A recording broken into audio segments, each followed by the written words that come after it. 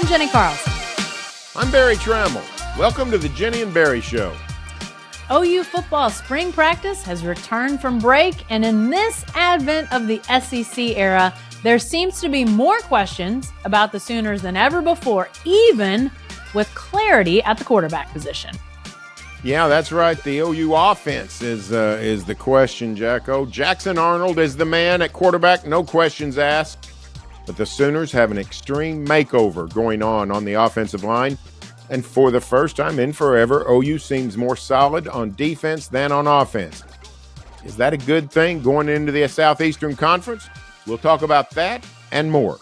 But first, we want to tell you to subscribe to our show. Just hit that subscribe button. Might not seem like a big deal, but it will help us, and that helps you. So please subscribe today. We also want to say thanks to these sponsors for supporting the Jenni and Barry Show. MidFirst Bank, Next Gen Roofing, the National Cowboy and Western Heritage Museum, 988, Oklahoma's Mental Health Lifeline, Two Fellas Movers, the Oklahoma Ford Dealers Association.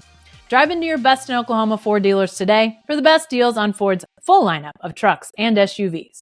Ford is the best in Oklahoma. Well, Barry, quarterback, you're right. The Sooners have lost Dillon Gabriel, but Jackson Arnold is established. We know he's the guy, the starter there. But is there enough depth at that quarterback position? Brought in Casey Thompson, Michael Hawkins is a true freshman, but there's not, the options are pretty limited. Is that a little bit of a squishy feeling as Jackson Arnold steps into this job as QB1 for the Sooners? Well, it does feel a little thin, but I will say this, that quarterback room looks a lot better with Casey Thompson in it. You're talking about a seventh-year guy that's quarterback to Texas. He's quarterback Nebraska. He's spent a year, most of it injured, at Florida Atlantic.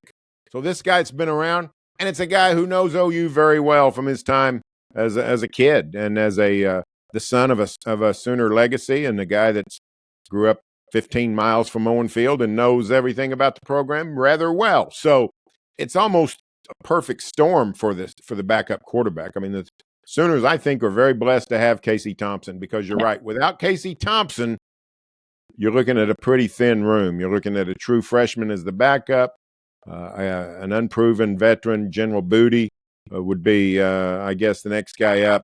That would be potential disaster in the SEC. Losing Jackson Arnold, losing anybody's starting quarterback is not good. Right. But boy, I feel better with Casey Thompson backing up Jackson Arnold. Let's talk about how rare it is for a veteran quarterback to land at a place where he pretty much knows he's not going to have a chance to win the starting job. And that's what Casey Thompson has done. I mean, the quarterback position, Barry, you've chronicled it. We've talked about it. It's the position that has seen the biggest change from this portal era, from this NIL era. Guys leave to go play. That's the bottom line. And guys like Casey Thompson have opportunities to go and play. Now, I know that if Jackson Arnold struggles, I know Casey Thompson sees it as an opportunity. I'm sure he should see it that way. But in my mind, Jackson Arnold gets every opportunity available to be the guy, to, take the lumps, to experience the various, atmospheres and all the situations. So the likelihood of Casey Thompson being the guy is so small. And yet he chose the Sooners anyway for everything you just laid out, Barry. It's all about being a fan, the legacy, getting to be a Sooner. But it's so rare to have a situation like this. The Sooners are unbelievably lucky. It's just the circumstance of it all is so outrageously advantageous for them. I almost can't put it into words. If he was from, I don't know, Missouri, the Boot Hill of Missouri or something, he's not going to OU. He's not picking OU. Yes. He's not. So it's just the way it worked out is so incredibly advantageous for them. I hope people can appreciate that, because, Casey Thompson could have gone elsewhere. He chose to be a Sooner for his 7th year. Yeah, and it's a cool story. It really is. There's not any question. Does he get to play in the meaningful minutes? Don't know yet. If he doesn't, is it a wasted year? No. And that's why he's here. Yeah. I mean, that's what makes it a cool story. This is a guy in this age of everybody leaving for money, or better opportunity. Here's a guy that has come to Oklahoma for neither of those reasons. Yeah. He's there because he wanted to finish his career as a Sooner. He wanted to finish his collegiate football career for a particular team. And when you talk about loyalty, when you talk about connection, you don't see a lot of that anymore. You see it with guys who come and stay. Yeah. I mean, there's a lot. For all the talk about the transfer portal, there's tons of guys who go to a place and stick it out. Not everybody leaves. All kinds of people stay. But for a guy that wants to come just to say, I wore that uniform and I played where my dad played, and I want to walk down the ramp of the stadium where I used to sit in and watch other people walk down the ramp, to me, that's a pretty cool story. And, wishing nothing ill against Jackson Arnold. Hope he has a fabulous year, but it would be a neat thing to see Casey Thompson actually get called at some point, whatever the circumstances, and deliver for the Sooners. I wish the guy well. I really did. I almost called him a kid, but, he's closer in age to the coaches than the freshmen. Hard to call him a kid. For sure. I had a chance to talk to Casey Thompson. We had an availability with all the new guys. You might have as well, Barry. But as I was talking to him and he was talking about the chance to be a Sooner, he actually got goosebumps. We could see them. You could look on his arms and see the goosebumps. Yeah. You have seen goosebumps? It's like seeing the inside of bone. I didn't know they were visible. I thought goosebumps were something. Are we doing the right podcast? Shouldn't we be doing medical stuff here? You have seen goosebumps? I saw them. What do goosebumps look like? They're when you have the you get, I don't know, maybe are they called something else to you, Barry? I don't know. What have I wandered into? I don't know you. So when you get the chill, like you get sort of chills and you get goosebumps. I get chills. It's something I feel. It's not something I see. That's interesting. I saw them. Next time I get chills, I will look at my arm and see, is this something I can see with my naked eye? I actually saw them. It was pretty cool. So for all the talk about quarterback, and I think nationally, the conversation is about the quarterback change at Oklahoma because people saw Jackson Arnold in the bowl game, did not perform well, but a lot of Sooner fans believe, he'll be okay. Ultimately, he's going to take some lumps, but he'll be okay. But I think around the program, I think there's as much concern, probably more concern, Barry. I don't know what you think about this, but with the offensive line, the number of guys they lost and the number of guys that they brought in from the transfer portal. All right, let's run them down here. Fabechi Wiwu from North Texas, Spencer Brown from Michigan State, Gieran Hatchett from Washington, and Michael Tarquin from Southern Cal. Those are the guys they brought in the transfer portal to add to the guys that they already had on campus. But is that enough? They lost so much on the offensive line, Barry. Well, first of all, you are an incredible human being. Not only do you see goosebumps, but you have pronounced Fabechi Wiwu apparently correctly. This is a multi-talented situation we're dealing with here. But here's what I don't know about these guys. I don't know how good they are. Yeah. Think about how Oklahoma's. When we think about the Sooners the last 10, 12 years, maybe 15 years, we think about, the pitchers and the catchers, the Bradfords, Mayfields, Murrays, Jalen Hurts, all that crowd. And then the pass catchers, C.D. Lamb, Sterling Shepard, Hollywood Brown, Ryan Broyles, Mark Andrews. We talk about the pitch and catch guys. But let me tell you something. Those offensive lines at OU have been fantastic. Yeah. From the Orlando Browns to the Creed Humphreys back to the old days of the 08 crowd with John Cooper and all those guys, Duke Robinson and all those guys that were up and down the line. Trent Williams still playing. Yeah, Trent Williams, one of the greatest in NFL history. So when we think about those guys, we think about the development and we think about the maturation and we think about guys who worked and eventually made the lineup and were seasoned and were just, brick by brick they were built. Now OU is building offensive lines on the fly, bringing guys in from the portal, maybe 1 year. To me, it's a little bit of a shaky deal. It's a little bit of a different way of doing it, and maybe it works and maybe it doesn't. So to me, that's the sketchy thing about this football team. Can these four guys, these new guys, these portal guys, got a couple of veterans, you got the Everetts, the Jacob Sextons, those guys, can they coalesce and put together a good offensive line in the most demanding of seasons for the Sooners, where Oklahoma makes the upgrade to the SEC, where everybody says the biggest difference in SEC football and everybody else football is defensive linemen.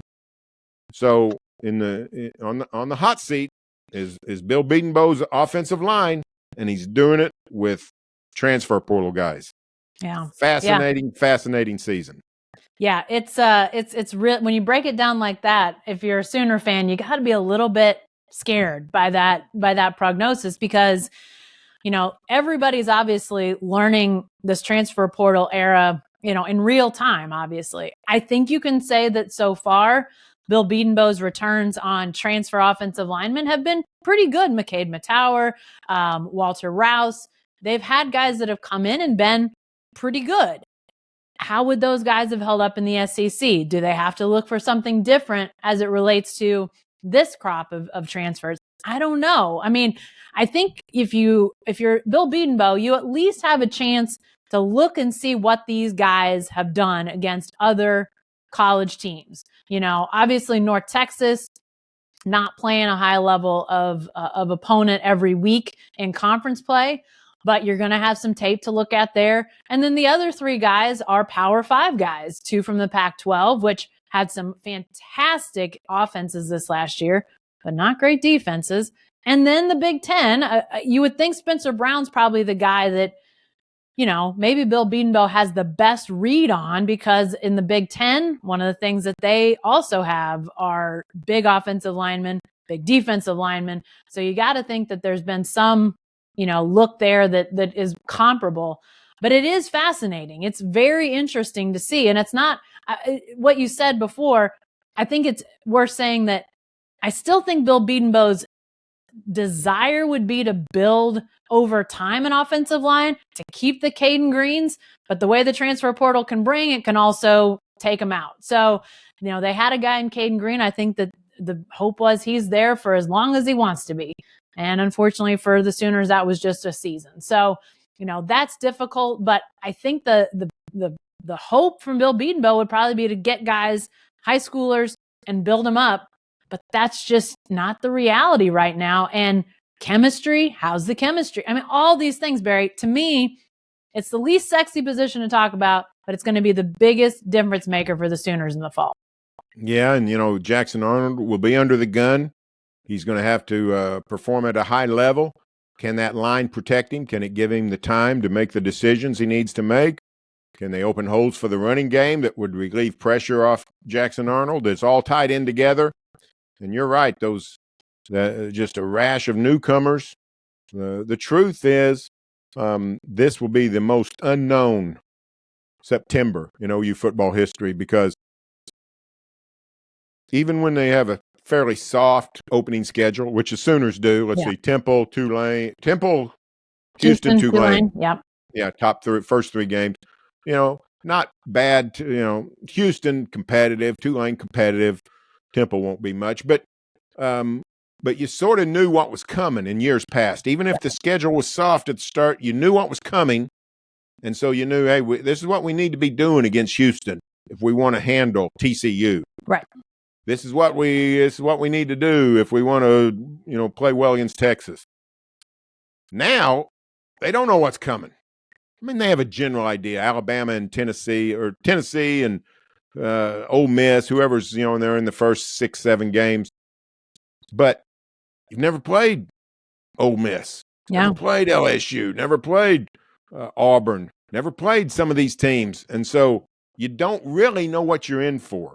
You think you know with the SEC, but you don't really know. And, people like us who are not technicians of football, we can accurately say, well, it's a little different, but it's not, we can make generalizations. But coaches, they know the fine tuning of all this stuff. Yeah. So they can look at the tape and of a TCU or somebody they've played and said, well, this is comparative to what we've seen. They haven't experienced the Auburns. They haven't experienced the Ole Misses. They haven't experienced the LSUs. Yeah. So now they just don't know. This is a season of unknowns. Yeah, for sure. And that offensive line is top of the unknowns for this offense.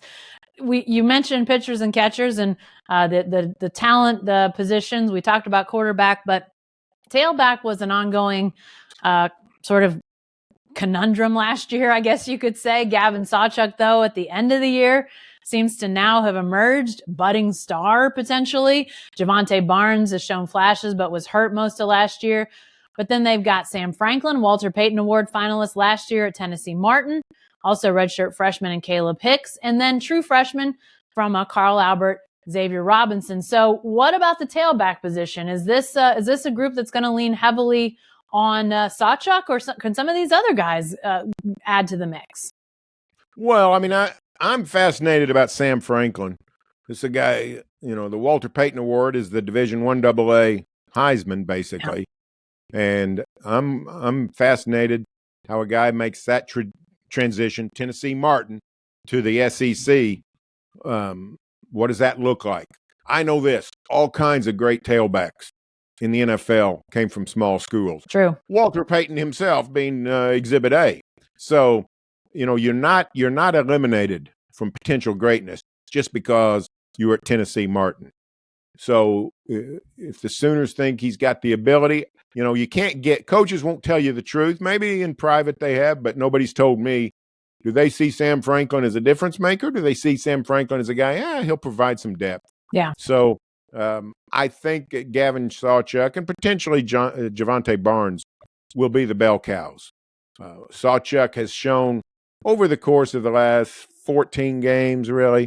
He had the big breakout game in the Florida State Bowl game. Right. That would have been the Cheez-It Bowl at the time, I guess. So he's shown that he can do it. Barnes has shown it in the past. He's all banged up. Seemed to be in the doghouse good part of last year, but he's back. That's good on him that he didn't hit the portal. That shows that there's some commitment on both sides there. Yeah. So I think the depth will be fine, provided that Sam Franklin is a real ball player. And then potentially Caleb Hicks, who didn't get to show much last year, or even Xavier Robinson. You never know how a freshman might do. I've seen a lot of true freshmen who never see the field, and I've seen a lot of true freshmen who were not Marcus Dupree. Yeah. Come in and still make an impact. So Sooners have the candidates. Do they have the quality that they want? We'll find out soon enough. Yeah, I think Sawchuk is going to be the guy that gets, a vast majority of the carries. I don't know what that number will be, but I do think Barnes and Robinson are interesting for this reason. We're talking about the SEC. Those are two bigger backs, Barry. And when it comes to SEC running backs, the bigger they can be, the better. Xavier Robinson is a high schooler, came in at about the same size as Derrick Henry during his Alabama days. A guy that, when you see him, you just think, wow, this is a big, big running back, tall, over, I think, 240, 235, somewhere around there. So, having those bigger backs, I think it's going to be interesting to see how they fit in. If Barnes stays healthy, if Robinson can, maybe be a little more mature than his freshman class would indicate. It'll be interesting to see if those guys are used because of their size and just what they would bring to the field against those SEC defenses. I think that's going to be really interesting to see. The last of the positions, well, two more, pass catchers, wide receivers. Lots of people feel good about this position, Barry. Andrell Anthony coming back from injury, Jalil Farouk, Nick Anderson, Gavin Freeman, Jaden Gibson, also Purdue transfer Deion Burks in there. Is this group proven enough to be considered, a group that you can feel good about? Should they be as highly regarded as they are? Well, here's what I'll say about the Sooner pass catching core. They are deep. They are productive. They are potentially all you need. I don't see a star. Yeah. I don't see a CD Lamb. I don't see a Hollywood Brown. I don't see a Ryan Broyles. I do. You know what I see? I see more of the Sam Bradford era with Iglesias, Yeah. and Malcolm Kelly and that kind of crew, which Jenny is Stills? perfectly fine, you know. Yeah. But if you look, it depends on what you want. And we've seen Texas go through this. We've seen Oklahoma State go through this, where they'll have star after star after star, and then they'll go where they got a bunch of good players, and that's what they use. Yeah. Sooners have done it too. If you're willing, if you're okay without a Fred Biletnikoff candidate, then I think the Sooners are fine. And there's something to be said for 4 wideouts out there at once that are all about the same. And who do you key on, or how do you defend them? Yeah. That's potentially doable. But if you want the elite talent, if you want the star power, if you want a difference maker, maybe not. This is not the OU receiver room for you. I think what the Sooners should want more than anything is a guy that is going to be available when Jackson Arnold needs somebody to throw to. A year ago, if Drake Stoops had that magic 8th year, he'd be that guy heading into next year. But they don't have the known commodity of who's he going to go to when protection breaks down, when the pocket collapses, when he's on the move, who's going to get open in dire straits. Now, we saw Andrell Anthony have some good moments a year ago. It felt like he might become that for Dillon Gabriel, or become that along with Drake Stoops for Dillon Gabriel. But his injury, we'll have to see how he fits in. But I think it's going to be to see. Deion Burks is a smaller guy.